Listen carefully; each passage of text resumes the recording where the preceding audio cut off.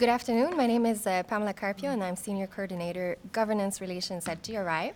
Welcome to this meeting of the Global Sustainability Standards Board, known by its acronym, the GSSB, held on 26 April 2017. This virtual meeting is being hosted from the GRI Secretariat in Amsterdam, the Netherlands. Please note that all public GSSB meetings are being recorded, and you can find the audio recording on the GSSB webpage, along with high-level summaries of previous GSSB meetings. Present from the GRI Secretariat today are Anna Krotova, Manager Standards Division, Bastian Buck, Director Standards Division, Laura Espinac, Manager Standards, Chelsea Reinhardt, Deputy Director Standards Division, and Tina Nibo Jensen, Senior Coordinator, Governance Relations. We will now start with a roll call. Mr. Attila Järlikaya.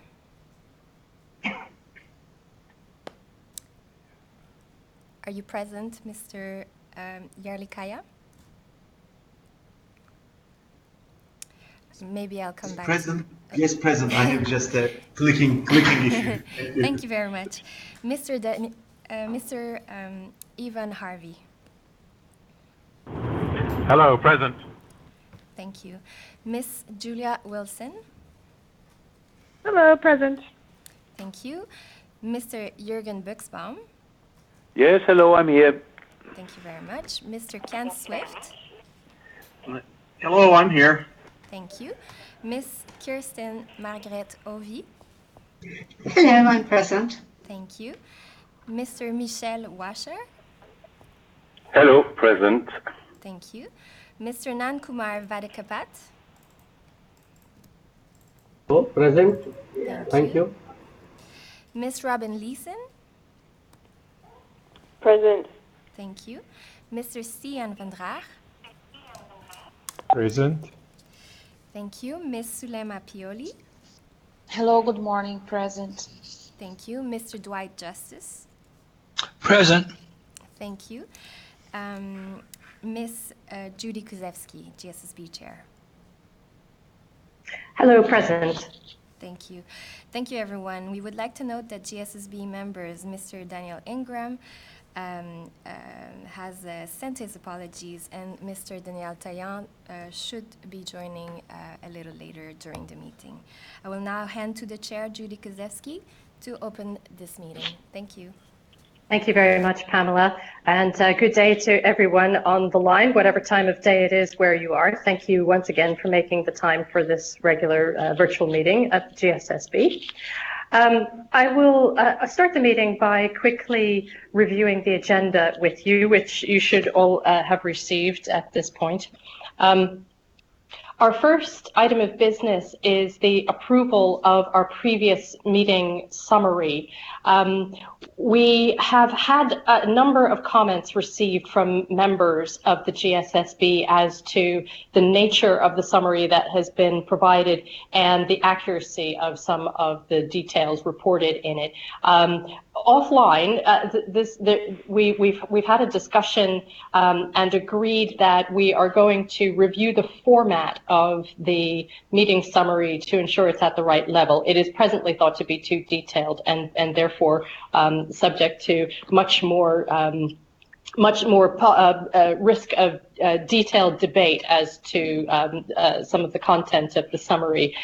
We will take a view as to the appropriate format for this summary over the coming weeks, with a view to having the final version for approval at our next virtual meeting next month. With the board's indulgence, we will simply skip that item of the agenda.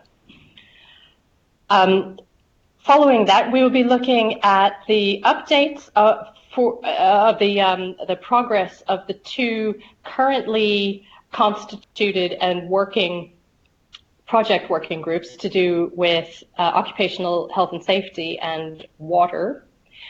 Following that, we will take a look at some draft project proposals. The first is for the review of the economic related standards, the selection of economic related standards. Following that, we'll have a look at a draft project proposal on tax and payments to governments. followed by the same for the collection of GRI human rights related standards. We then have our normal any other business, which will include on this occasion a quick sharing of some information with respect to recommendations received from the public about future standards development and improvements related to security practices in this case. Are all members happy with the agenda? If I hear no additions or objections, then I will assume so. Okay. Laura and Anna, may I invite you to take us into agenda item 3, which is the update on the review of GRI 403, Occupational Health and Safety, and GRI 303, Water. Thank you, Judy. This is Anna on the line as we figure out some technical difficulties here. Okay. Good morning, good afternoon, Judy, and good afternoon, GSSB members. I will start, I will open the session with updating you on the progress of GRI 303 Water Project Working Group.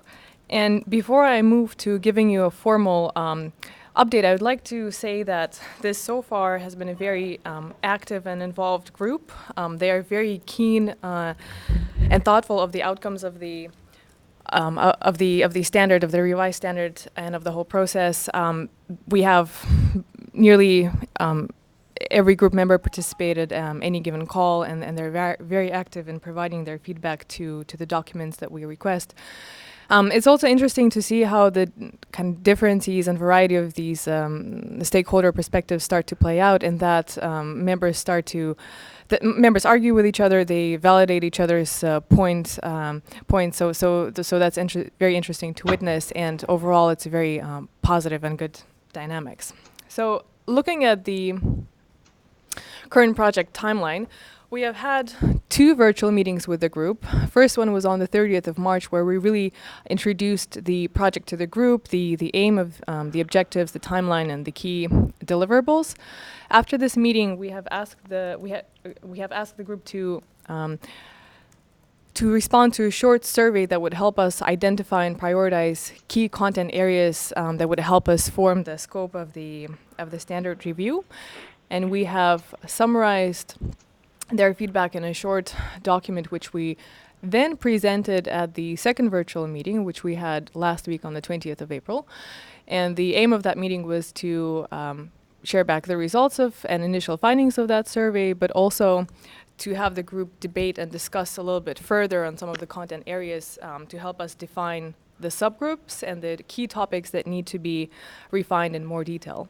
So we have sent out the group after that meeting to work on a few content areas that we identified as key emerging topics. So currently, the groups are in the interim period of working on these content areas, and this will feed the in-person meeting on the 18th and 19th of May. And finally, what's left for us in this current year is the in-person workshop, as I have said, where we will aim to walk out of which we aim to walk out with actually a draft standard already, and then finally prepare the exposure draft and share it with the group on the 15th of June for any final revisions, after which it will go to GSSB for approval.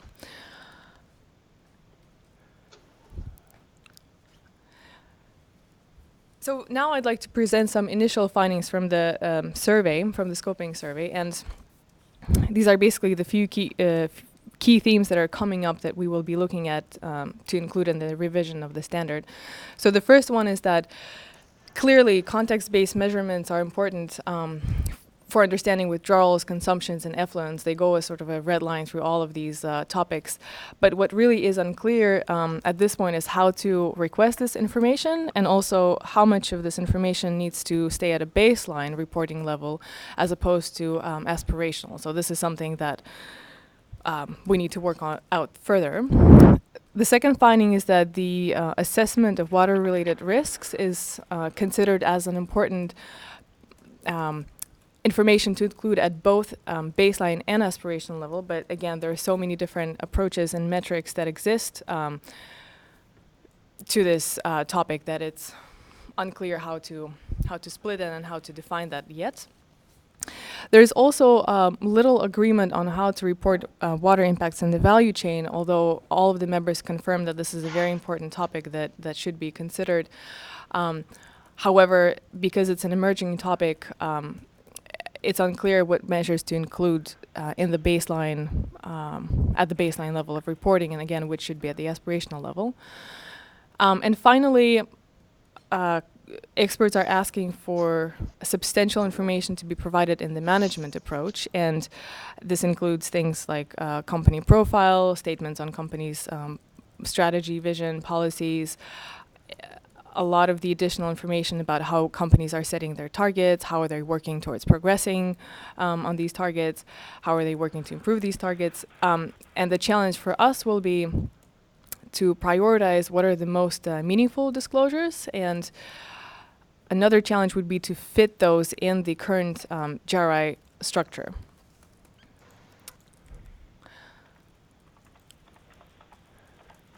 I wanted to here add also a note on WASH, because this is something that came as a separate request from the GSSB. So we have looked into it, and nearly half of the members of the project working group have raised this as a critical issue to consider in the scope of the review.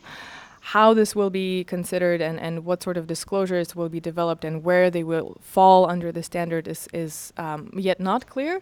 But some feedback that we have received says that we should, first of all, disaggregate access to clean drinking water from access to sanitation and hygiene, as these are very different topics. We should include gender perspective, which means access to sanitation for women in farm field conditions, as this is a very critical topic that apparently is not very well covered in current company reporting. And finally, some of the disclosures, for example, that were proposed was access to wash services in supplier facilities. Again, how this will evolve and fit within the standard and what disclosures will be developed are unclear, but definitely this is an important topic and the one that the project working group feels strongly about to include in the scope of the review. And what I would like to ask the GSSB is that if you have any additional topics or kind of lens or that you would like us to include in the scope of the review, please let us know at this meeting or later after the meeting. Finally, I would also like to give some information that is not directly relevant to content areas, but comprises of sort of broader reporting challenges. And this is something that we have found out through our initial research that we did before the start of the project working group. And so this is just confirming basically those findings that we found, and I'd like to underline them again right now. So first of all, the group is really asking for refinement of existing terminologies and definitions, but also inclusion of additional new definitions. There seems to be a lot of misunderstanding and kind of different interpretations of similar terms, even by experts, as we have found out. Experts also say that for whatever disclosures we develop and for whatever eventual metrics that will evolve in the standard, we need to develop guidance on how to calculate information for this metrics, how to measure information, because what we have seen and what experts also confirm is that companies, if they don't have this clear guidance, the pathway to how they calculate different metrics is unclear and not always reflective of the true impact. So if we want kind of the results to be meaningful, then we really need to provide strict guidance on how to calculate and how to make assumptions. Another interesting point that was brought up that we haven't considered before is that ensuring this balance between developing disclosures that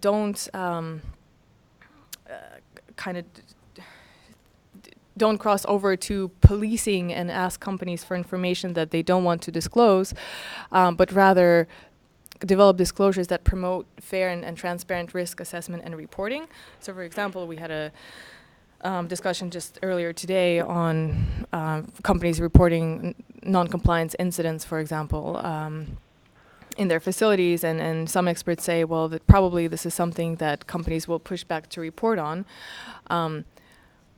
So again, some discussion to be had here, but we do need to kind of be able to find that balance. Also, we have talked a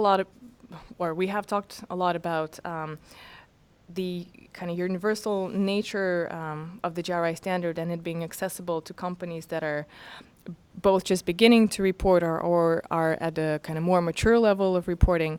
But what we are missing is that developing disclosures and ensuring provisions for sort of that intermediary level of reporting that allows to encourage transition between these various stages of maturity. So right now we're talking sort of baseline disclosures that need to be included and then aspirational, but we also need to include that middle level.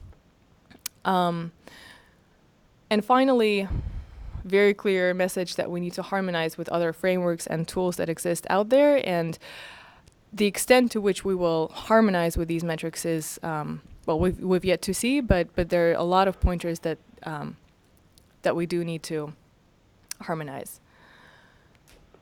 And finally, I'd like to give you just a quick update on the next steps in the lead up to the in-person meeting in May. So currently, we have split the group into 4 subgroups that are working on the key topics that have emerged through the responses to the survey.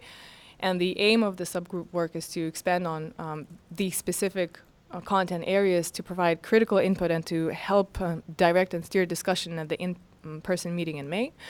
And the 4 topics that we have is water withdrawals and consumption disclosures, effluents, value chain, and this includes supply chain and products and services, and also management approach. Finally, we will also be putting up a paper that includes all other topics that didn't evolve into a separate big topic, but that we do need to consider somehow in the revision of the standard, and these include water efficiency and intensity, assessment of water-related risks, definitions and terminology, water reduction and reuse, and wash right to water. So we will be asking the group for collective input on these topics. So what you can expect from us is a presentation of the outcomes of the in-person meeting in May. And with this, I would like to turn it back over to you, Judy, and take any questions from GSSB. Thank you, Anna. That's very helpful. In the chat conversation, Kirsten Hoovy has raised an issue, and she did say that she had to drop off the line for a moment. So, Kirsten, are you back yet, or would you like me to raise it? Okay, if she's not on the line, I will raise the question, which is quite fundamental. Her point is that, in her opinion, sanitation in the workplace fits better under occupational health and safety than it does under the water standard. This actually seems like a fairly important intervention at this stage, and one that we should really get a good GSSB view on. So can I open that out for conversation among the members at this point?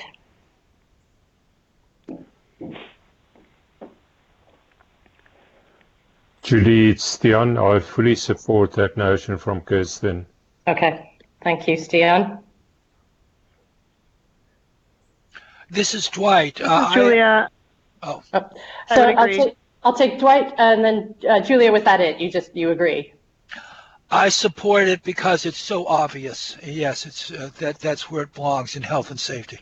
Okay.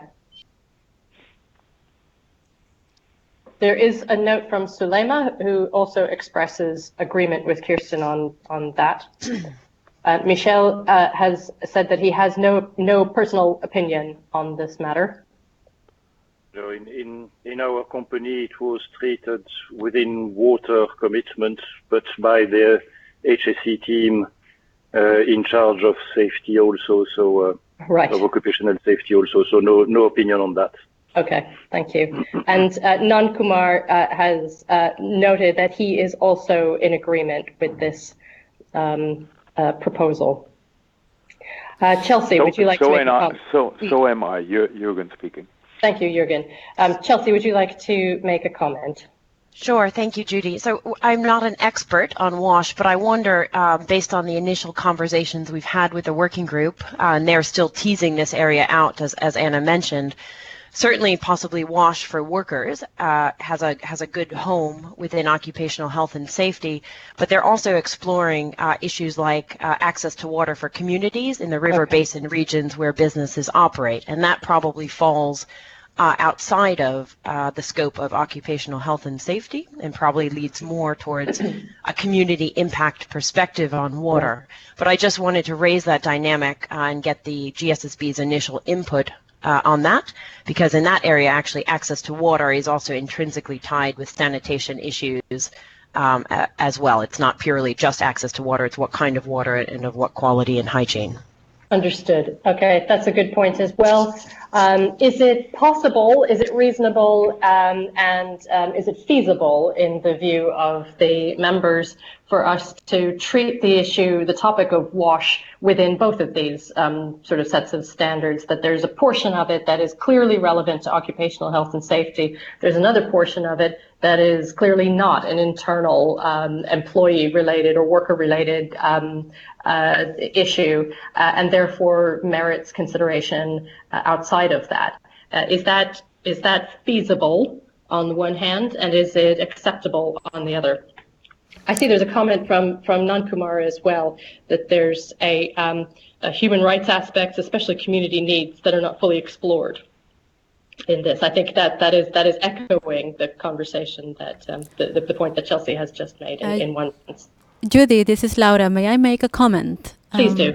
Yeah, so we are now going through the initial input from the Occupational Health and Safety Project Working Group, and I just want to flag that WASH is not one of the areas that has been suggested by the working group. So if the GSSB wants to have this as part of the scope of the Occupational Health and Safety Standard, then this would be something that we would need to bring back to the working group at the next meeting. And then the second point is that access to WASH services for workers is currently covered in GRI 401, which is the employment standard. So that would be something else to have in mind as part of this discussion. Okay, thank you. Judy, this is Sulema. Can I make one comment and one question? Yes. Yeah, in terms of international legislation, access to water, it's more related with working conditions as well as in some national regulations. So I'm not sure if we should modify the scope of the health and safety part of the work. We just need to put a thought on this, because we can cope with the access to clean water for the workforce through the working conditions disclosures. I'm seeing here inclusion of gender perspective, access to sanitation for women, for instance. Mm-hmm. I'm just wondering how to be practical about it. Because I'm thinking about my region, for instance. There are little information from the government in terms of gender and sanitation. And I'm thinking how the reporters would report access to sanitation for women if neither the government has. I'm thinking about my region. Of course, in other parts of the world, it could be different.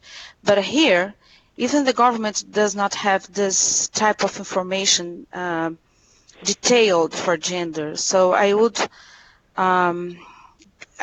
like to give a heads up about inclusion of gender perspective in terms of access to sanitation, because it could not be feasible for reporters. Okay. Judy, this is Anna. I'd like to respond to Sulema's point here that These are some of the. Please take these as suggestions only. What we will do a lot of work on validating the disclosures that the group developed. So these are not in any case draft disclosures. These are just some suggestions and kind of to show you the kind of the direction in which the group is thinking. So yeah, we don't have the answer as well of what the metrics would look like, but we wanted to show you what is the group's thinking on this topic. Yeah, Jerry, just an additional comment. I just want to give this heads up in order to spare time and effort. Because if we are talking about a global standard, we should take into consideration the lack of information in certain parts of the world. And as we have decided to use the term burden, I think it would be an extra burden for reporters to split in the access to water and sanitation into women and men. But it's just a heads up. Okay. Can I suggest, can we do a little bit of a recap just to sort of capture the discussion and to ensure that we're all clear on what the path forward is here? It does sound to me like there does need to be a little bit more thought given to exactly what is contained under the subject of WASH, and where do the various components of that belong in the GRI universe. In addition to that, where as the kind of research unfolds and as we learn a little bit more about where we might be able to go with these standards, we will have to just agree as the GSSB that we keep in mind the practical questions that Sulema raises about feasibility and reporting burden, balancing with the opportunity and the sort of accountability mandate to improve information and access to information around this subject. Chelsea, would you like to make a proposal as to what the Standards Division will do at this stage with this information? Sure, Judy. I mean, I think these are great comments, and these are exactly the types of comments that we'd like to get from the GSSB at this point in the process. And the good news is that we have both of these standards open for review at the same time, so we have the ability to move content across the borders, if you will. So I would propose that we, the standards team, does a bit more work with both of the working groups to figure out which elements of WASH or right to water belong in potentially the occupational health and safety standard, where the overlap is with employment, and which elements probably belong more in GRI 303 water. And what we would then do is come back to the GSSB with a proposal on how that's looking in time for the May meeting. And what I would also suggest is if you have strong viewpoints on this, or if there are reference documents that you're aware of that set a precedent, do please feel free to share those with me or Anna over the next couple of days. Thanks, Chelsea. That sounds to me like a very good plan.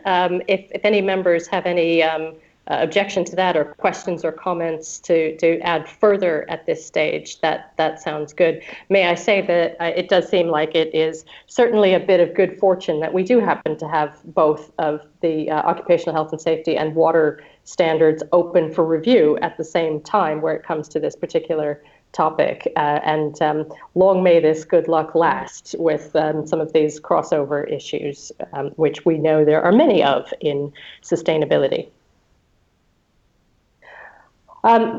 Okay, so I'll just raise the question for the Standards Board. Are we happy with Chelsea's proposal that there will be a further set of proposals with respect to this issue in time for our May discussion? And if I don't hear any further discussion of this, I will assume everyone is happy. Okay, thank you very much, Anna. Can we move on to the next topic, which would be, I believe, occupational health and safety? Sure, thank you, Judy. And this is Laura Espinac. So next, I'll give you a brief update on the progress made so far with updating GRI 403, occupational health and safety. So first, a quick update on the composition of the working group.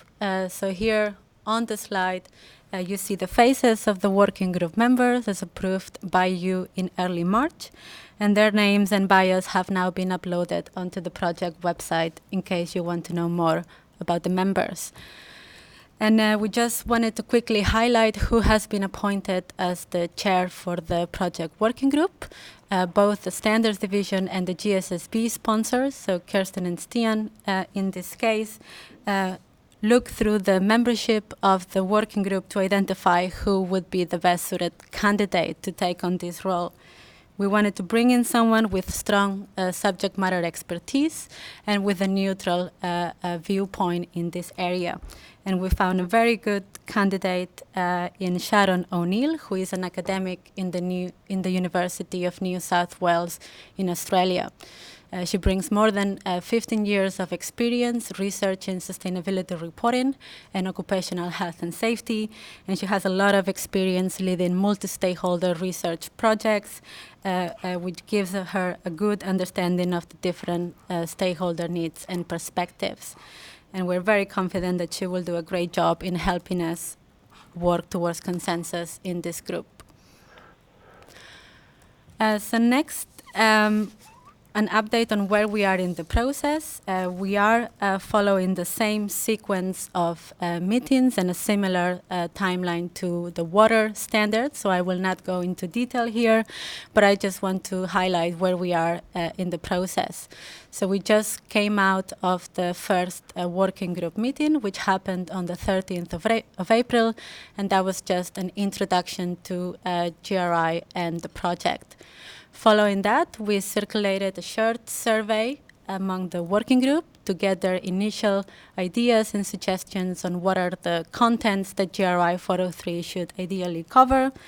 And we are now in the process of collecting all of those inputs and analyzing that feedback. And today we will be sharing a preview of those comments with you.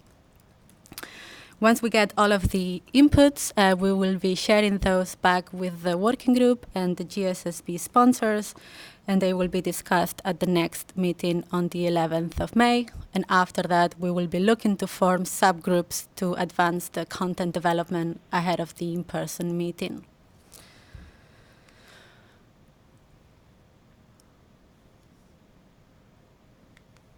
So this is just a preview of the survey results based on 10 responses that we have analyzed to date.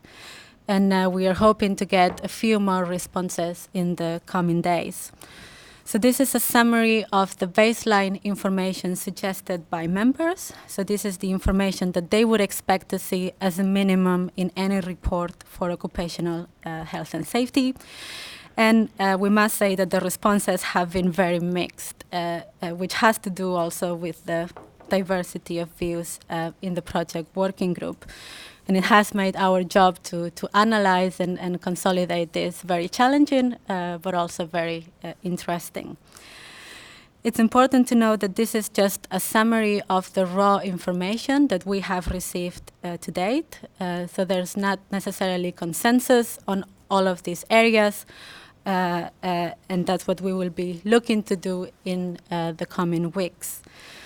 So members have suggested content in the following areas. So first, data around injury and illnesses. So most members want to see some sort of information around fatalities, injuries, accidents, diseases, and lost time. So there's a fair amount of consensus on the high-level areas that they would like to see reported, but very little consensus on how the information should actually be reported. So some members want to see absolute numbers, others want to see rates, others want to see the information broken down by specific criteria, etc. The second area is around management systems, and here members want to see some narrative information on the components of the management systems, such as policies, responsibilities, programs, etc., and some information on the level of coverage for the management systems. For example, the percentage of facilities with management systems in place and how many of those have been audited. Another area is on risk assessments, and here again they want to see a mix of narrative and quantitative information on the process in place to identify and assess risks, and the number of investigations conducted and number of hazards identified and corrected. The next area is on worker participation, so a description of the mechanisms in place to enable worker participation, such as the use of management worker committees or agreements with trade unions. Similar thing for training, so looking at describing the programs in place to train workers and a quantifiable measure of the hours of training provided. Another area is on compliance, so looking at compliance with laws and regulations in the area of occupational health and safety and the amount of fines paid or any lawsuits undergoing. The next area is on value chain, so a lot of interest to look at contractor-related information, such as number of fatalities, injury rates, etc. And here we will need to do some work to align wording with the employee worker project we did last year, and also interest to see the percentage of first-year suppliers that have been audited for occupational health and safety standards.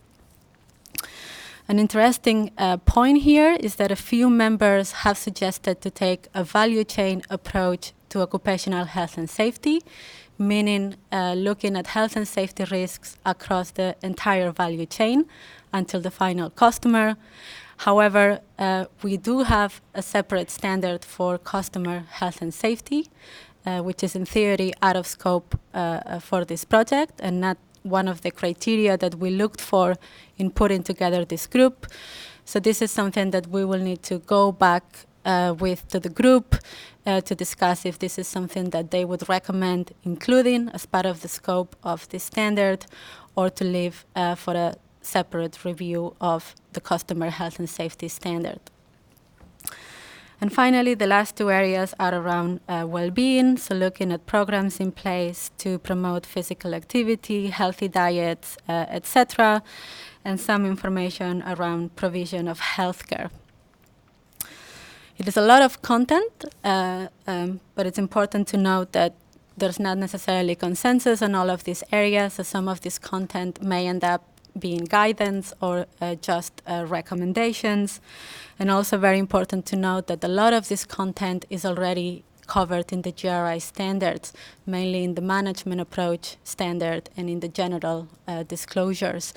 So what we will need to do is map out this information against the existing disclosures in the standards and see what else needs to be complemented with additional guidance, requirements, or recommendations. So I leave it at this and turn it over to you, Judy, to get any comments or questions from the GSSB. Thank you, Laura. Any members would like to raise their hand or to offer any feedback?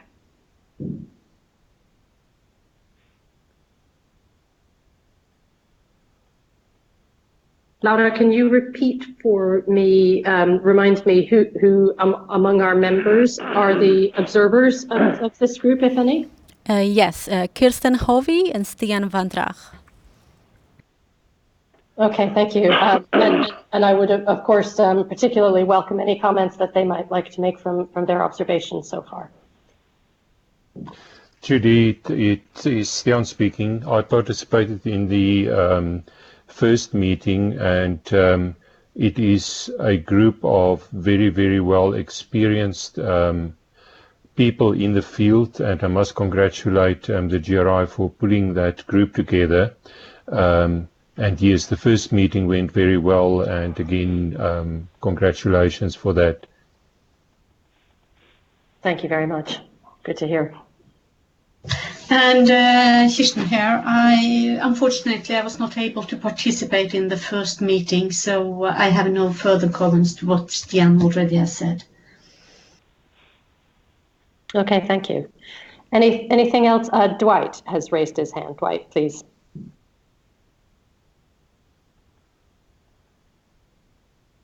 Dwight, we can't hear you. You might be on mute if you'd like to check that. Can you hear me now? Yes, I can. Thank you. Oh, okay. Yeah, and I don't want this to be taken as any reflection on your choice of chair, but because I'm sure that's a good choice. But the whole concept is that you wanted somebody neutral. I'm not so sure this is an area where there is any such thing as neutral. Most of these areas, the involvement in it, whether it's workers or management or experts in the field, they will all have interests that will frequently be controversial because most of these subjects are controversial. If you take, for instance, the idea of well-being, well-being seems like a good thing, and many of the subjects of well-being or what's interpreted as well-being are often used by companies as evidence of their corporate social responsibility. But the trouble is with well-being is that a lot of the activities can be very intrusive into the lives of employees and violations of privacy. And also they're often used, well-being programs, a way of shifting responsibility from the employer onto the worker. So even something like well-being is controversial, and I think we need to be very careful and mindful of that when we come up with reporting standards. Now, the same thing is also true of value chain approach. I would like to think, and I'm proven wrong every now and then, that this notion of a first-tier supplier has been discredited. Unfortunately, it has not been. But basically, it really depends upon the organization of the business and the practice in any given sector of activity as to whether first-tier supplier means anything at all. But often the concept of first-tier supplier is an easily manipulated thing. A lot of the supply chains, it's a wholesaler that's the first-tier supplier. And many of the practices that people might want or the impacts that a procuring organization might have are just not going to be experienced in the first tier, which is an easily manipulated concept anyway. So I would hate to see something like a baseline information, something as fundamental as that, have a concept that I think is as dubious as the concept of tiers in a supply chain. Just a comment. Then the other comment is risk assessment, of course, is different from hazards, but I think there needs to be maybe a pursuing of what are the hazards in the activity of the reporting organization? What are the ones that exist? But anyway, those are my comments. Thanks.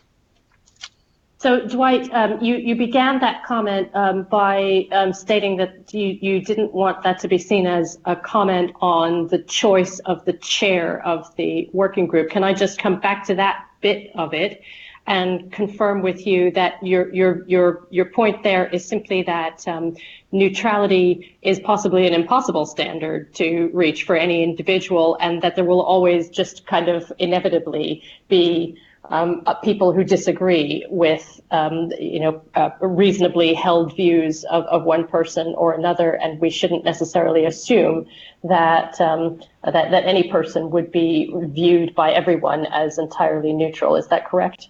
That's what I was saying, and it was with respect to this subject of occupational health and safety. Yes, of course. Okay, thank you very much. Kirsten, I see that you would like to make a comment. Can I turn it to you? Yeah, just first, I agree that it's difficult to find a chair that would regard completely neutral. While I believe it's a good thing to try to have somebody that is at least quite neutral. Another comment to the first tier suppliers, I would have liked to if we could take away the percentage sign, as I do believe that should be among the things being discussed, how first high-tier suppliers audited should be measured, because a pure percentage is probably not the best way of measuring it. It could have some adverse effects that we don't want here. Thank you. Okay, thank you. Any other comments or discussion of previous comments that anyone would like to engage in at the moment?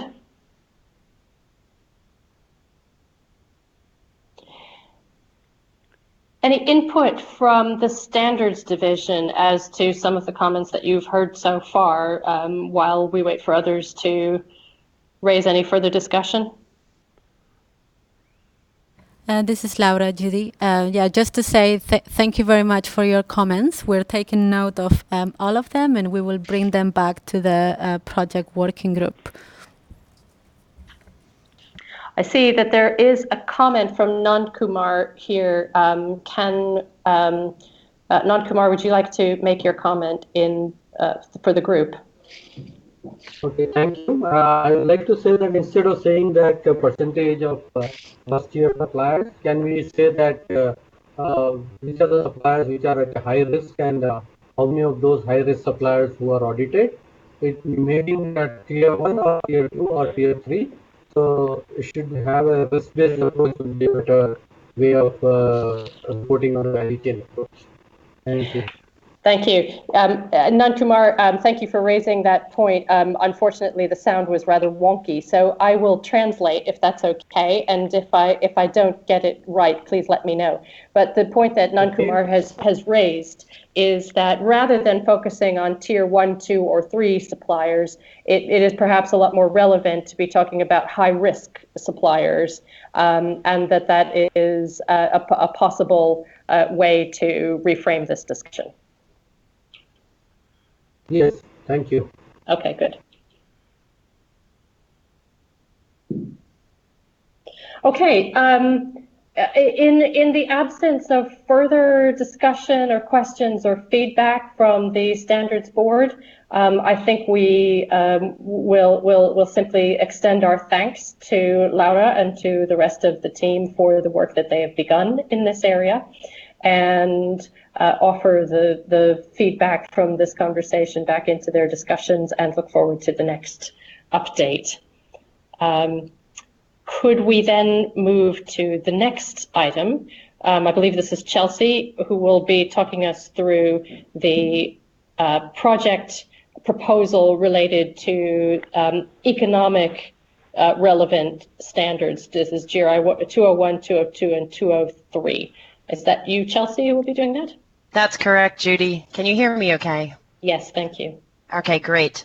So the aim of this next section, and I will try and be brief in the interest of time, we've overrun a bit on the first 2 project updates, which is great, but we'll try and keep this concise. We're going to now, for the next 3 sessions, discuss the draft project proposals that the GSSB has received. The first of these related to the review of GRI 201, 202, and 203, the economic disclosures. Then we'll talk a little bit about the proposal for tax and payments to governments, and then I'll hand it back to Lara to guide you through a discussion on the proposal for human rights. We have deliberately put that one at the end, expecting that that could take a bit more time. Let me just move on to the next slide here. So just a quick run through of developments following the March meeting. Hold on just a moment while I navigate my way through.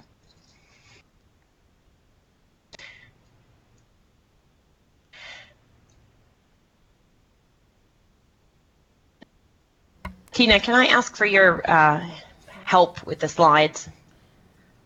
Yes, we There you have go. to take the slides from here. Okay, that's great. So following the March meeting, a couple of key points that I wanted to reiterate to the GSSB. First, we have expanded the scope of the review as discussed in the March meeting. So we're now looking at not only GRI 201 economic performance, but also 202 and 203, which are market presence and indirect economic impacts. And as you'll see in a couple of minutes, I think maintaining the boundaries of this review project are going to be very complicated because there are a number of related content areas that live in other standards. And one of the challenges for the GSSB and potentially the technical committee will be figuring out how we do a holistic, comprehensive review, but also manage the scope so that we're not opening up potentially 6 or 7 different standards all at once. We have also revised the project proposal, and we now include a recommendation to form a technical committee to first carry out a holistic review of the content that should be included in these standards. So very much, I think, in line with the viewpoint of the GSSB in March. Before we can actually work on revising disclosures that we have, we wanted to take a step back and really think about how over the last 8 to 10 years, methodologies and tools and approaches have emerged to help better understand the contributions that companies are making on economies, and how do we measure that? What's the border between financial reporting and kind of the understanding of socioeconomic impacts that would live in the sustainability reporting space? We've tried to capture that in the scope of the project proposal, and that's really one of the areas where we'd like the GSSB's input to make sure that we have captured that correctly at the proposal stage.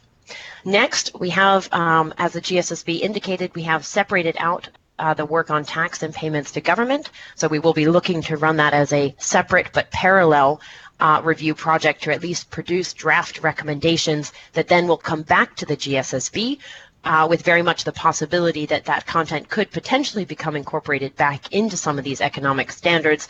But because the expertise is so specific, it really probably makes sense to convene a group of experts in that area to develop content separately.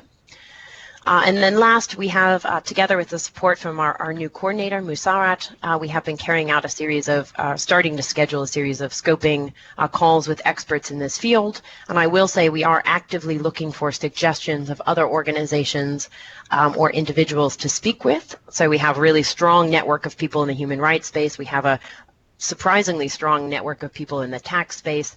But here, it's a little bit harder actually to find organizations or methodologies that are really doing work in this area that's directly relevant to our standards. So we're going to pick your brains a bit on that as well.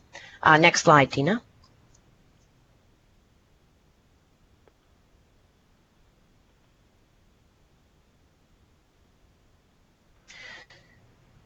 So a couple of initial content areas to consider, and these are in the project proposal. There's quite a lot of different content that could potentially find a home within our concept of economic impacts, and a lot of these really do cross over. They are more sort of socioeconomic impacts, and there's quite a lot of overlap with what we currently categorize as social topics. But for example, we're potentially looking at impacts of organizations on local labor markets, and that would include not only potentially issues like direct employment, which is also covered in GRI 401, but also indirect employment and the concept of induced employment, which is potentially employment that's created with a sort of knock-on impact related to monetary flows into local communities or infrastructure or job training. Impacts on poverty alleviation, and this ties in quite closely with some of the SDGs. Monetary flows into local economies, and there again you have a crossover with the concept of local procurement, investment in infrastructure and services. That's one of the disclosures that we currently have in 201 already. Securing livelihoods, so the notion of sort of well-being, health and safety of not only workers but also of communities where businesses are operating.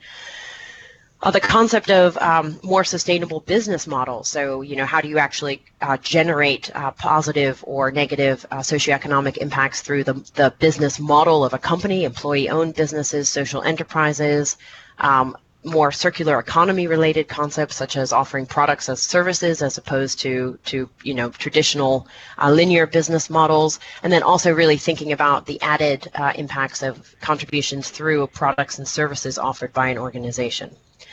So that's quite a lot of content potentially, and I think one of the real exciting but also challenging elements of this project will be whittling that list down and trying to come up with a more targeted set of disclosures that are still going to be relatively universal for companies.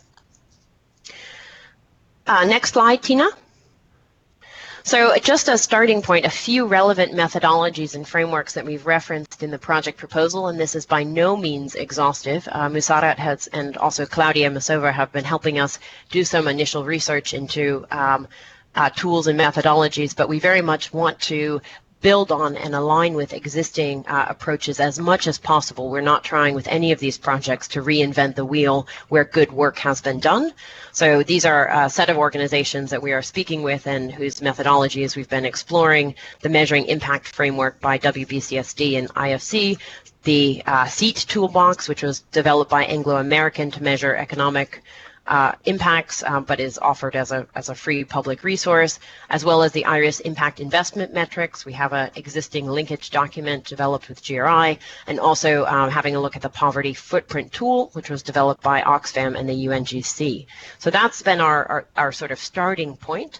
And we're very much asking the GSSB, as well as we've asked the Stakeholder Council and the GRI Board, for suggestions about other organizations' approaches or methodologies that we should be becoming familiar with as we move into the scoping stage.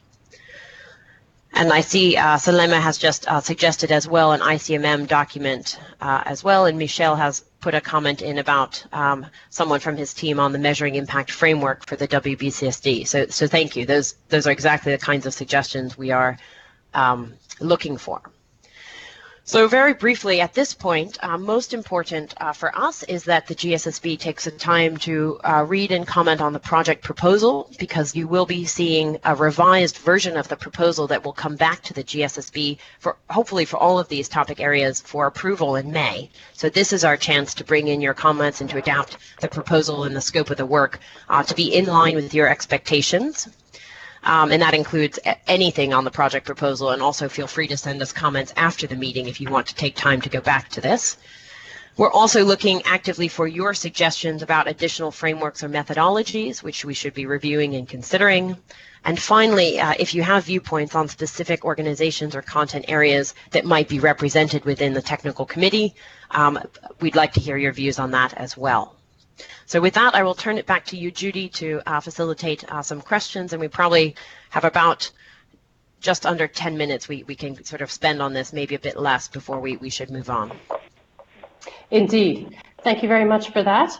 I see that Kirsten has asked to raise her hand. Kirsten, would you please like to start the conversation? Thank you.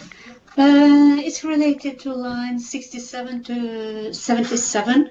But my comment is that these are most challenging areas to report on in a meaningful way, and there should be developed good tools, and there should be very good reasons for making such areas a reporting requirement. And even though it's part of a standard, it would probably become material for very many large organizations. Through a materiality analysis. So we have to be careful here what we should require and what should be guidance, and in particular to be sure that it's possible to do it in a meaningful way based on good tools. Thank you. Thanks, Kirsten. And it should be noted that there are certain aspects that might be kind of related to these topics that are at earlier or more or less advanced stages of current practice in reporting. So yes, obviously we do need to be very aware of the feasibility of anything that we do want to put forward. Are there any further points of discussion that anyone would like to raise? Judy, this is Sulema. Can I add one thought in this discussion about the scope and the topics? Yes. So I've been following the trends on how to identify, assess, and manage the social impacts. And all of the initiatives are talking about externalities. The economic cost of some decision-making process or some investment made by global organizations. So we might take this opportunity to start to talk about externalities in terms of economic impacts.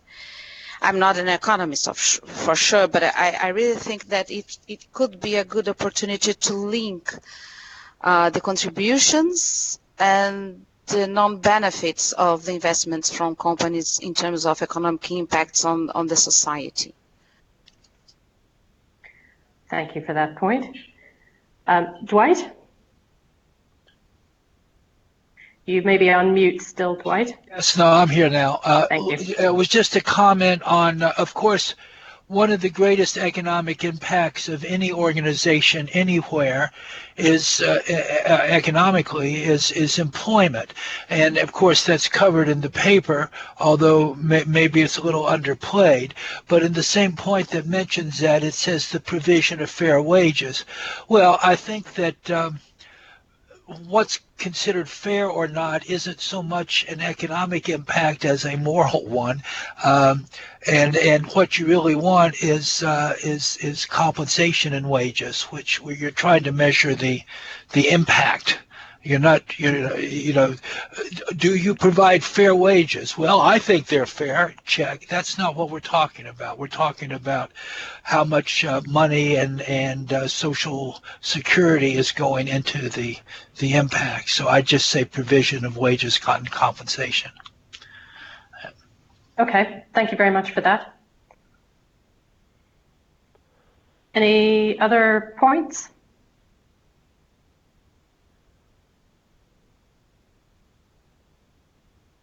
Chelsea, would you like to make any sort of concluding comment here at this point as to the next steps for this? I would say only that the relative sparsity of comments from the GSSB is really reflective of also what we found in our initial research in terms of digging into this. So Kirsten's comment, we also think there should be good approaches to measuring many of these elements. And actually we found some, but not really a comprehensive set of methodologies or impacts in our initial scoping work. So I think this is an exciting area for GRI. It's also potentially an area where we could be a bit more groundbreaking with some of the work that we are convening. But it also means that the starting point is potentially a bit lower, and the process may be more time consuming than other projects we run. So we will continue to take any suggestions via email. If things occur to you after this meeting, please send them through. We will make those changes, including, Dwight, your suggestions around wording in the project proposal, and Selema, your point about externalities, and bring back a revised proposal for the group to consider for approval in May. And not missing out Dwight's point about wages. No, I've got that one, yes. Okay, yeah. Good. Thank you. Great. Tina, next slide. Yes, sorry, one point on this one, Judy, and we're happy to cover these after the call by email if that's more time efficient, but we are also looking for potential sponsors both for the economic... Oh, we just lost Chelsea. That's a bit unfortunate. I'm hoping that one of the standards division can step in until she comes back. But the point being that we are looking for people or persons from the GSSB to consider serving as a sponsor for the project. I do think that this is something that we ought to give members an opportunity to think about a little bit, and maybe do a little bit of offline discussion of availability in order to move that forward. So maybe we can just leave it at that for the purposes of this meeting, and then take it up in the future on a timeline that I will ask Chelsea to provide for us. Does that sound okay?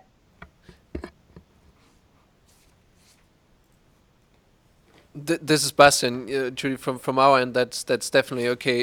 If you want to discuss, that's for individual GSB members, what an involvement as a sponsor for this particular project would look like. Feel free to reach out to us. There, as Chelsea has said, there are more unknowns than knowns right now for us. Also, what the duration of the program will be, and all of that. But we will find out more through the conversations that we will be having. So, if you want to learn more or discuss also what an involvement could look like, let us know. Okay. And for the is Chelsea back now? No, I don't think she is. Otherwise, Laura can go first, and then we try to bring Chelsea back on the line. So we will have the human rights discussion first. Hi, Bastian. Oh, and yeah, I no. think I'm back. Perfect. Oh, Okay. you're back. So sorry. Thanks, There's Chelsea. I think an Thank you. internet connectivity. Yes. Sorry. So we can Challenges continue with of the joining text. remotely. Apologies for that. Tina, do you want to move on? Yeah.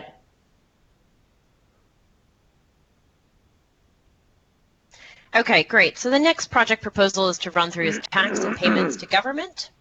Tina, next slide. So a very quick recap of what we've done following the March meeting. We have, as we mentioned, separated this out as a separate project. We've also included in the project proposal the notion of forming first a technical committee to draft recommendations on the scope and the possible form of disclosures these could take. So what types of information is most meaningful if you're going to ask about companies' tax strategy and structure.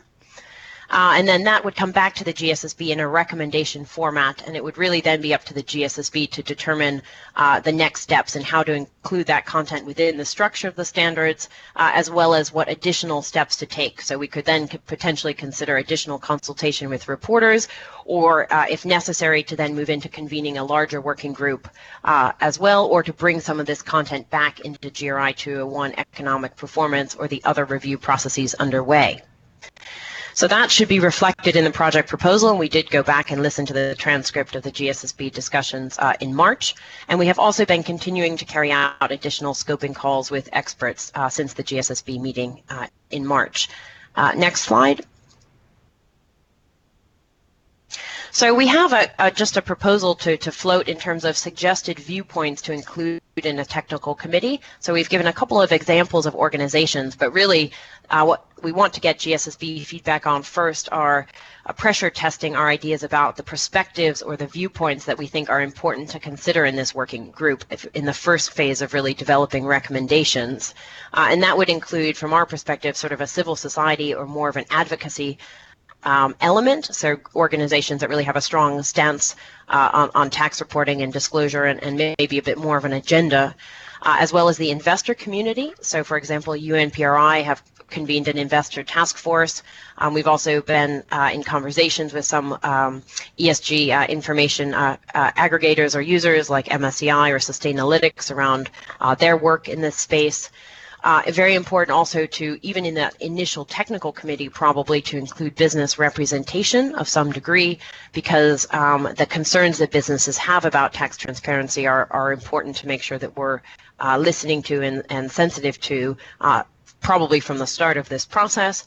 And then as well to consider bringing in a more academic or research perspective.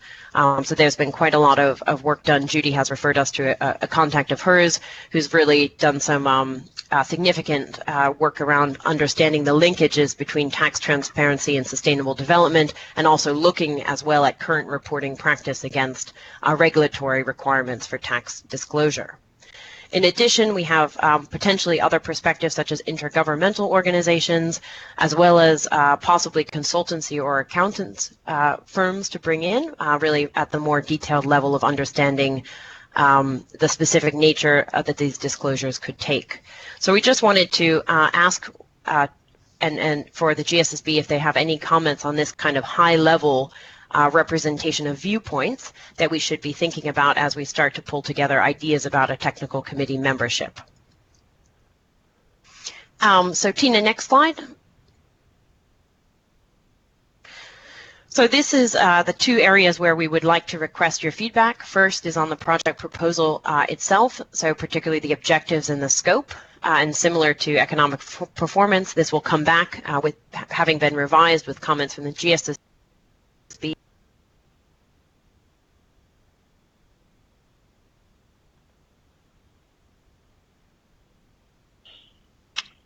Has Chelsea gone silent again?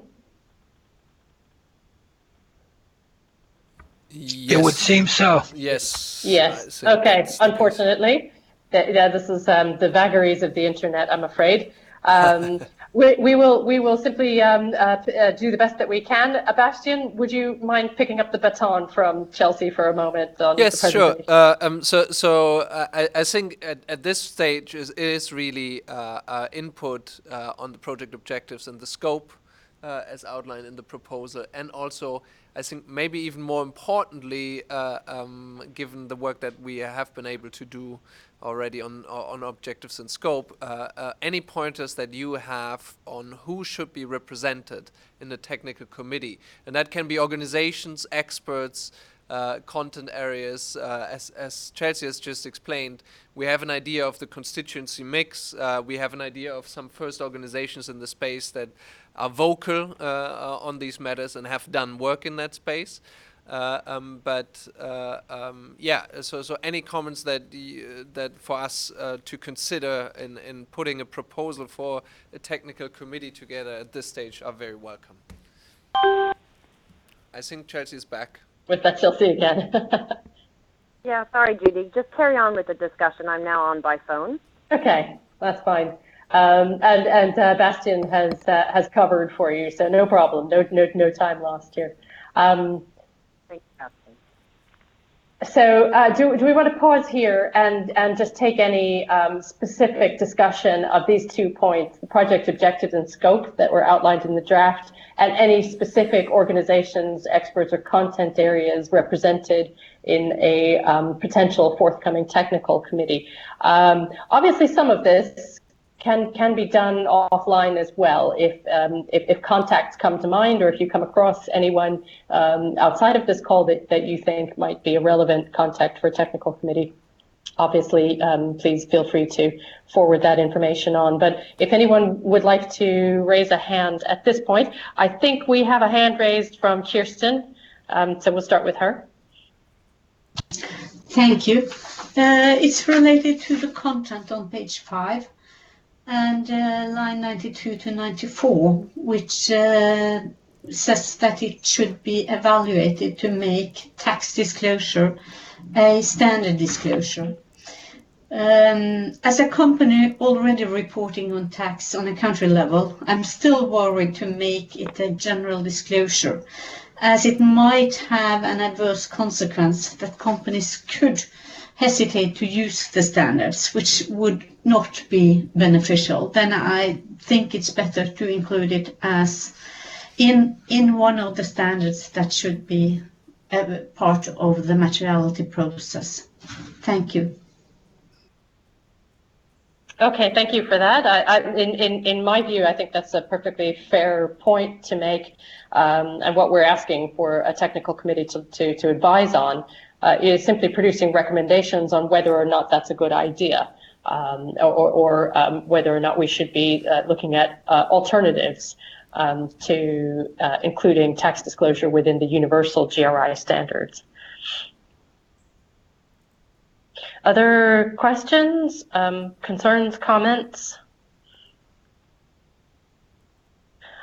We have some suggested additions to the literature that Sulema has shared, Robico Sam and the OECD DJSI, and the OECD requirements for multinationals that address taxes and tax disclosures.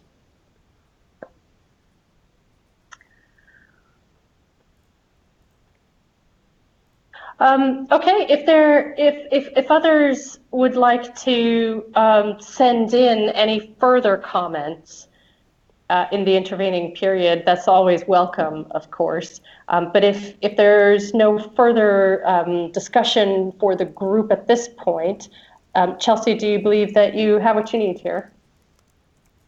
Yes, that's fine. I think I would say we are keen to get your feedback by email on perspectives and organizations to be represented. So thank you, Evan, for recommendations on reliance on the OECD guidance. We will follow up on those comments, but also do send through any further thoughts after the meeting. Thank you very much.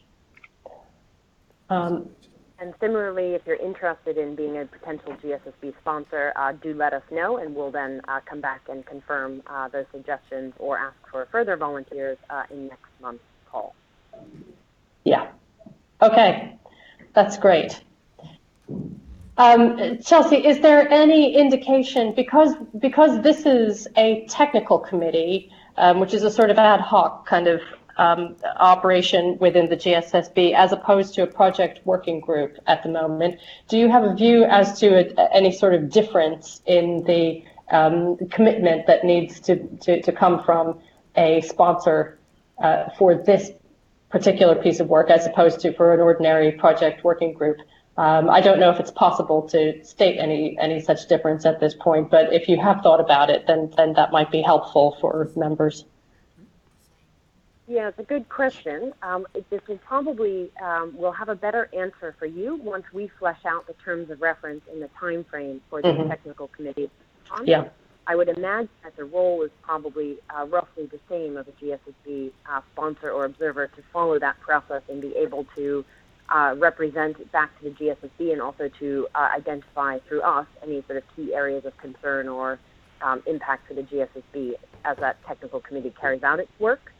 But we can come back to you with more detail on that once we've developed at least the first cut of the terms of reference and time frame. Okay, I would say if there's any noticeable difference really in the estimation between these types of interventions, then I think that would be useful for the standards board to be aware of. Yeah. Next on our agenda is the human rights related standards. I believe this is Laura who will be presenting this for us, yes? Yes, that's me. Please go ahead, Laura. Okay, thank you. So next we will be looking at item 4, the draft project proposal for the review of the human rights related standards. So the aim of today is just to get your comments and input into this draft project proposal, which has also been circulated to the Stakeholder Council and the GRI board for their comments. And in today's session, we also want to get your views on key viewpoints or experts that should be represented in the ad hoc technical committee, and to also confirm the GSSB sponsors for this project. So first, just a quick recap on the overarching objectives for this project as we presented them to you at the last in-person meeting. The first objective for this project would be to bring the GRI human rights related standards closer in line with the UN Guiding Principles on Business and Human Rights, which have become the authoritative instrument for addressing adverse human rights impacts by business. The scope of this would be to look at human rights primarily, but since the key concepts in the guiding principles are being increasingly applied to other areas of sustainable development beyond human rights, we will also look at whether some of these concepts can be integrated in the standards in a more holistic way. The second objective would be to revise the range of human rights related topics covered in the GRI standards based on expert feedback that key human rights topics may be not yet covered. And finally, the third objective would consist in revising the human rights topic-specific disclosures, also based on feedback from experts that the current disclosures may not best reflect best measurement of the associated impacts. Given the complexity of this work and the dependencies between all of these objectives, we are proposing to carry out this project in 2 phases. Phase 1 would look at doing a conceptual review of the human rights contents in the standards to bring them closer in line with the UN Guiding Principles. And for that, we would be looking to convene an ad hoc technical committee to give recommendations to the GSSB in the following areas.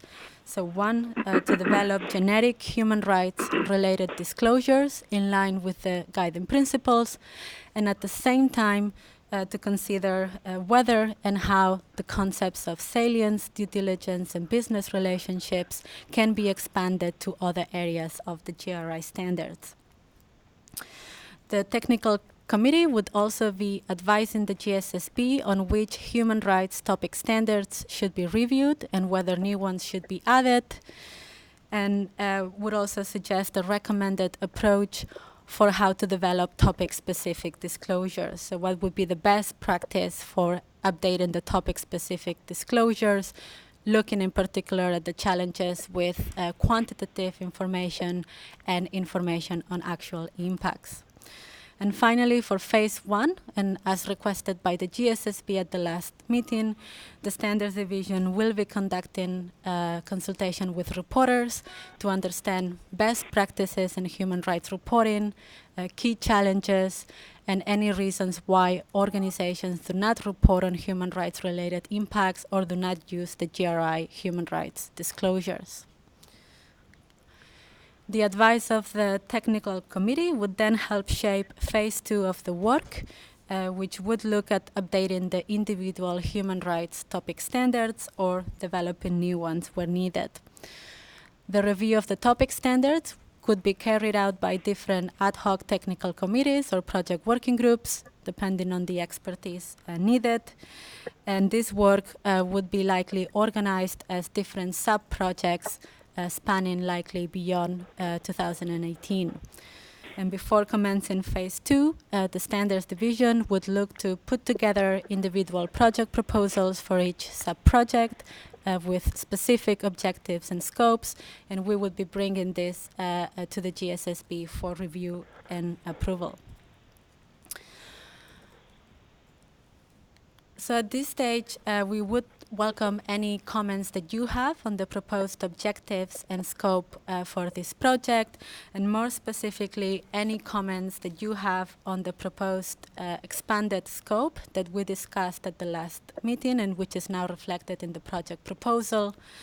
So that is to explore whether key concepts in the guiding principles can be applied to other areas of the standards and to carry out consultation with reporters. So with that, over to you, Judy, to get any comments or questions from the GSSB. Okay, thank you very much. I have a hand raised by Dwight, so I'll turn it over to him to start. Dwight, you want to press your microphone button, and then I have Kirsten behind you. Yes. The first thing is I welcome and very much the sort of expanded mandates that we're talking about, the 3 different objectives, and I think that's very good. And as we discussed in the last meeting, I also think this sort of 2-stage approach, beginning with the broader overview and then going into different technical groups or project working groups is also the right way to do it. The comment I want to make today now is on the first objective, which is the various concepts that should be considered. And what I would like to think about is there is a relationship between the thinking and the guiding principles and the whole notion of what we sometimes refer to as materiality, but in terms of impact. And what I'm saying is in both the OECD guidelines and in the UN guiding principles, they look at the relationship of the organization to the impact in the form of whether it caused or contributed to the impact, or whether it was linked in such a way to the impact that a responsibility was created. And I think that conception is something worth also looking at. And then the other conception I think we get from the guiding principles that's very important for our work is the distinction between when something is a duty of the state and when something is a responsibility of the organization. And I think that sometimes there still is a tendency to confuse the two, and I think we might want to explore whether that whether we can make use of that notion or not. So what I might do is suggest some words to capture these ideas, because I was thinking of them, and it is a little tricky, but basically I'm talking about to the distinction of responsibility and state duty, and also the cause, contribute, link to aspects of the guiding principles, which I think might be useful in all kinds of reporting. Thank you for that, Dwight. That's very helpful, and I think will be gratefully received. Kirsten, would you like to raise a comment? Thank you. I think it was a relevant comment from Dwight here. In general, I don't have any comments to the draft, except from one related to the expanded scope for phase 1. While looking into due diligence and business relationships, for other areas of the standards is justified through the document. I can't see any similar justification of why we should evaluate salience. The principle of salience is something that is very closely linked to the UN guiding principles. You can agree or disagree to its use and how it tries to distinct it from the principle of materiality. But I can't really see here that we should expand and investigating how to use salience in other contexts too, where I believe that our principle of materiality should be followed up. Thank you. Okay, thank you. Sulema has raised her hand. Would you like to make a comment, Sulema?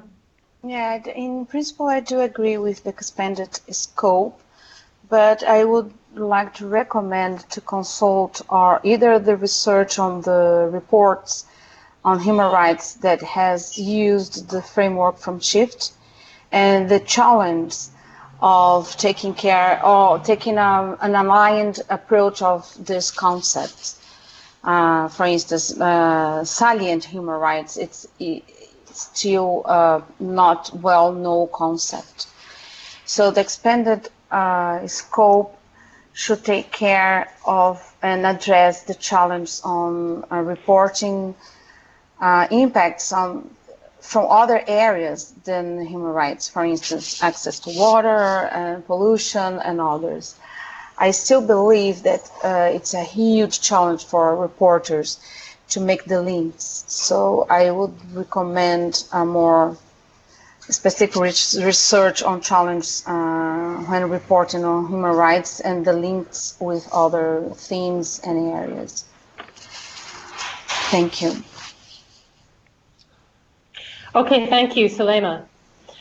We have received a text comment from Evan Harvey, who's on a very noisy train, and I've said that I would read this out for the record just to share with the rest of the group. He says, I agree 100% with Dwight's comment on creating clarity between public and private responsibility in ensuring human rights.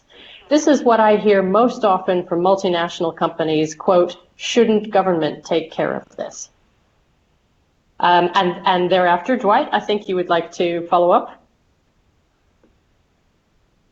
Yes, I was following up on something else, but I also was, when I saw that, I agreed I needed to follow up on that. There is a difference between the state duty and the business responsibility in the guiding principles, but it does not follow that when a government neglects its duty to protect human rights, that the multinational enterprise therefore can violate the human rights because there's no law against it.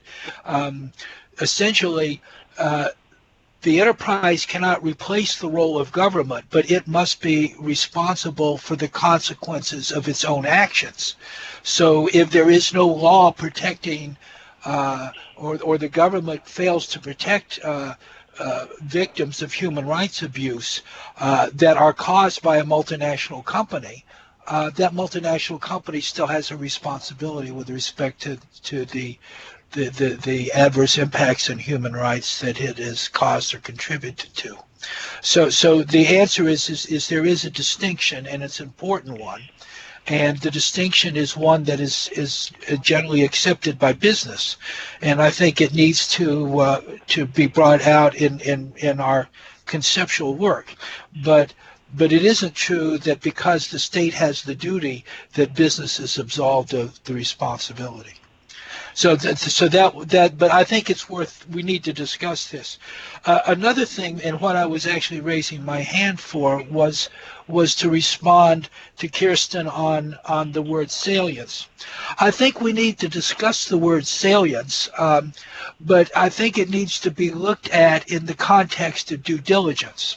And what happened, you do not see the word salience in the actual guiding principles, but you see the term used by the Human Rights Commission and others as a way of dealing with what due diligence means. And the basic idea is this: you do not conduct due diligence as an abstract thing. You know, you have to conduct due diligence against the likelihood of something bad happening, you know. And so what is the possible bad things that can happen by your activity? And those are the term salience is used for the ones that you would need to sort of recognize and address with due diligence. So I think it's a word that we need to consider whether it's useful or not, and if we did, we would have to have a consideration of how it would fit into reporting or not. So I think we should keep the word there, but it might be that we don't use it at the end. But I think we need, for whatever group, to realize the significance of that word and how it might impact on reporting. Okay, thank you. There's been a further note from Evan agreeing with your first point, Dwight, which is that's the point. Can we ask businesses to cover the transparency and performance gaps left by government? I've got a hand raised by Sulema. Yeah. The thing about when there are some gaps in terms of law granting human rights in some regions of the world, it's not the role of the business to fill this gap, because it's not the role of the private enterprises to discuss and approve laws, but it's the role of business enterprise respect human rights as a whole, as defined by UN conventions and declarations. And it's the business enterprise role to avoid cause harm on human rights due to their activities. So where it's allowed to pay less money to the women work, the business should avoid to take an economic advantage with this permission. This is one example. The other example where the businesses are not entitled to act on is where the government has the sole responsibility to grant some human rights. For instance, it's a state obligation to give the right of nationality to all citizens. So there's no way where a business could intervene positively or negatively in this human right. So we should, we can progress this discussion, but I think that the guiding principles on business and human rights has precise and objective clarification of the role of states and the role of the business in terms of granting and avoiding impact on human rights. Okay, thank you. There's been a comment from Nan Kumar. Would you like to share your comment for the record, Nan Kumar? Yes, please. See, my comment was the role of the government and the role of the business is very clear. See, where there are gaps where the governments are not performing as expected, we can't expect the business to pitch in and provide disclosures. Because we, as Suleiman said, that we need to be sure what is the role of the government and role of the business, and business will only report what they are expected to report as a corporate citizen. That is my submission. Thank you. Thank you. Thank you for that. Okay, thank you, everybody. Is there, let me just check at this point. whether or not, Laura, have you received the sort of feedback that you need at this point?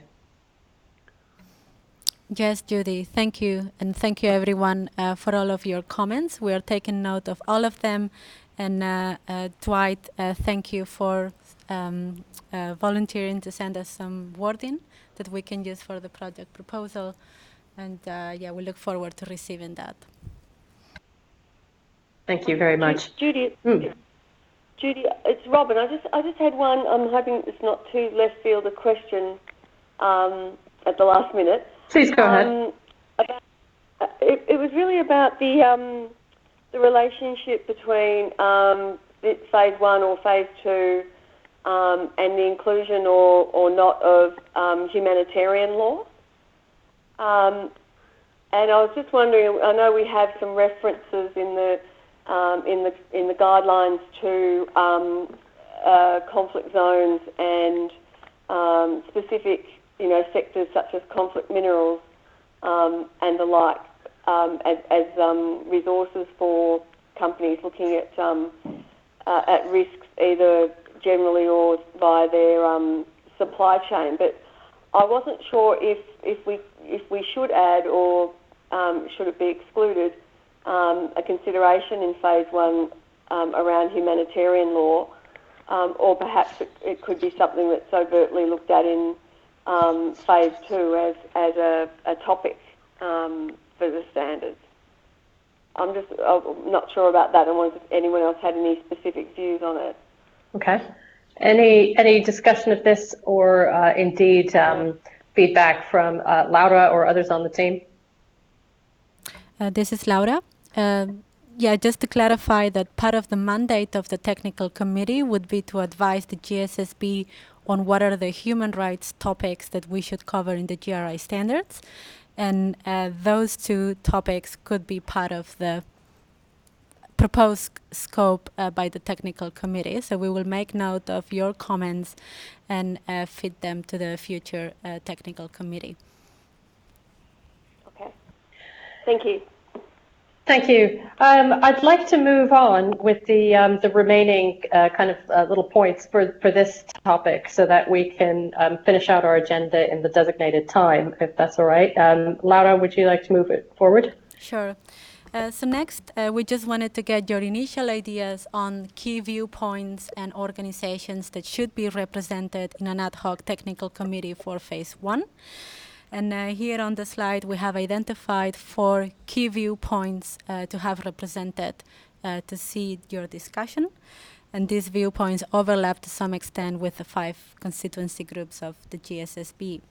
So on the one hand, we would be looking to bring experts on the UN guiding principles and experts on due diligence processes.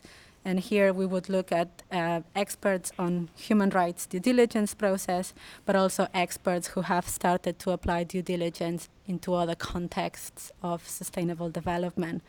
So here we would have, for example, experts at the UN, the OECD, or SHIFT. The next viewpoint would be business. And here we could either engage organizations that represent the collective interest of businesses, such as the IOE, the International Organization of Employers, or by engaging leading reporters directly. Another important viewpoint would be affected stakeholders, so those stakeholders who have been affected by human rights impacts from businesses. And here we would include civil society organizations as well as trade unions or workers' representatives. And finally, information users and investors. So for example, groups like Rebecca-Sam are increasingly interested in collecting human rights related information from companies. So at this point, I'll turn it over to you, Judy, to invite any reactions from the GSSB on these 4 viewpoints and to get any suggestions on specific experts or organizations that we should be inviting to a technical committee. Okay, thank you very much. And obviously, this is also the kind of information that can readily be shared offline if any specific suggestions come to you. Do we have any discussion as to the proposed types of participants in the ad hoc technical committee. If no comments are raised, oh, here's a suggestion. Yeah, Dwight, would you like to make a point? Yeah, I'll be very brief. I agree that you've got the right categories. I'm not so sure about how they should be allotted membership in any groups, but the categories are right. Okay.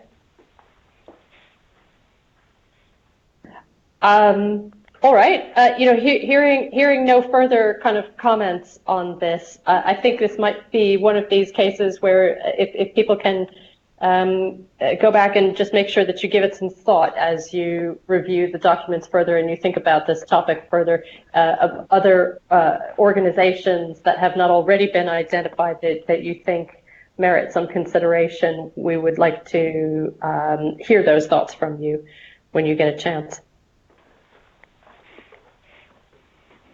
Laura? Yes, thank you. And finally, we just wanted to quickly confirm the GSSB sponsors for this project. We have already received expressions of interest from 3 members, from Dwight Justice, Sulema Pioli, and Daniel Callion.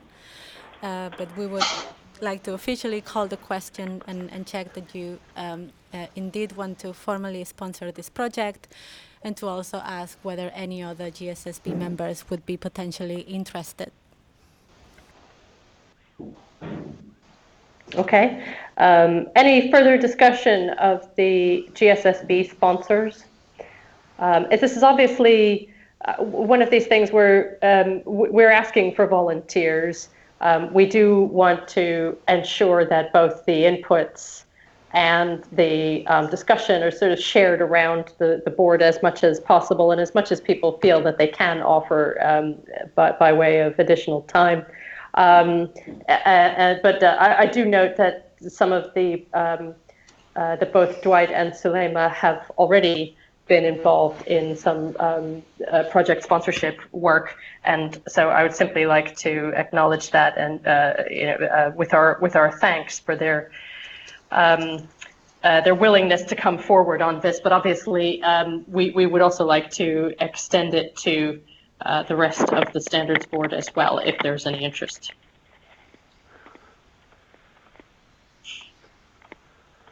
I think Okay. Dwight has raised his hand. No, that was. Oh, now he has. Yes. Okay. I see that now. Yes, please, Dwight. Go ahead. Yes, I'm extremely interested in the subject and in how GRI handles this subject. I think it's incredibly important and one, as I've said in other meetings, that extends beyond the issue of human rights to encompass basically a good deal of sustainable development and non-human rights subjects. But the question I have is, if we're going to have a technical committee, and the paper seems to suggest the possibility that GSSB members might be part of the technical committee, I would like to sort of know whether GSSB members would be part of this committee or not. And in either way, I would be very interested in becoming actively involved in this area of work, whether it's as a sponsor or as a member of the committee. That's a decision that I would not want to make alone. It would be a question of how we choose to do things. Yes. But I just wanted to raise it here. That's all. Okay. Thank you. Good point. All right. Judy, this is Sulema. Yes, Sulema. Yeah, I think everybody already knows that I'm very interested in this subject. It's my main field of work nowadays, and I would also to make myself available for either way, to co-sponsor with White or be part of the technical committee, work in any role that the group think it's suitable for me, but being part of the whole thing. Thank you. Thank you. Thank you. And I'll just reiterate our gratitude to those members who've already put their hands up for these for these sponsorship roles. It's much appreciated. Okay, Lara, would you like to conclude the next steps for this project? Sure. I think most of the next steps have already been covered by Chelsea for the other two project proposals. So in the interest of time, I would suggest that we skip this and move to the AOV. But we're also happy to take any questions or comments offline from the GSSB on the next steps. Okay. Thank you very much. It is a very similar process to those that have already been covered by Chelsea earlier today. So if there are any questions that come up about that, then please share your thoughts on that. We move now to AOB, and we have two items. The first is item 5, which was distributed ahead of time. This is the summary of technical questions on the GRI standards.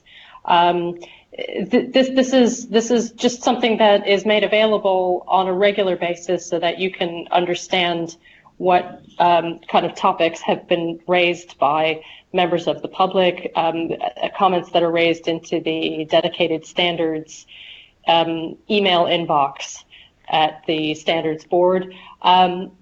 Is there any particular discussion that anyone would like to raise with respect to that document or anything that we're seeing there? I think this is I don't think there's anything remarkable in it or anything that is different from the feedback that we have seen in the past. But if anyone sees it differently, please say so. Judy, this is Sulema. Just a remark that the assurance issue, it's coming back all the time. So yes, we should put it into our agenda sometime. Yeah. That's noted. That's noted. Yes.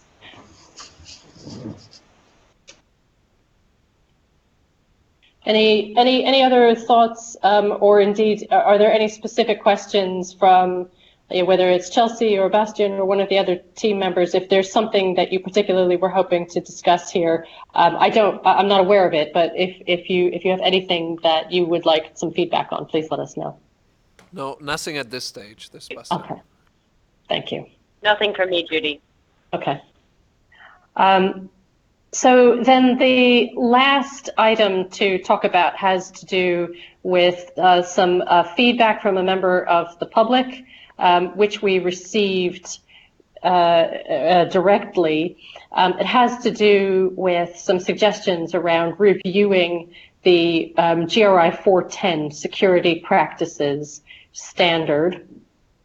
The comment comes from the executive director of an organization that is focused on security management. There have been some developments over the last decade or so with respect to the way that security has been addressed by various standard setting organizations. And I should note that this particular organization is based in South Africa. But there have been a number of organizations that he's pointed to that have created some developments over the last decade or so, which in his view merit consideration by the GSSB as we look at our forthcoming work plan, which we'll be taking a look at later on this year. So in the next, as you know, we have set our work plan for the current period of time, but as we expand our view to the near future, this is the type of feedback that we obviously will need to take into consideration.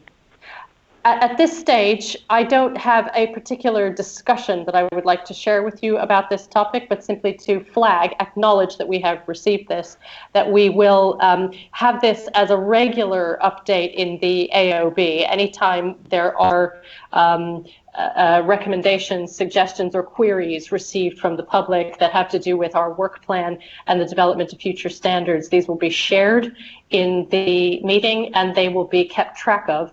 And then later on this year, when we designate the appropriate time for us to look at the forthcoming work plan, we will have a discussion where we present all of the collected such interventions that have been received and look at them for proper consideration. Bastian or Chelsea, would you like to add anything to that discussion at this point? No, nothing to add to this. We will basically log all these points and represent them back to you once we take decisions on future priorities. Mm-hmm. Is there any discussion or any questions from the GSSB members about this or anything else really at this point, since we are in any other business?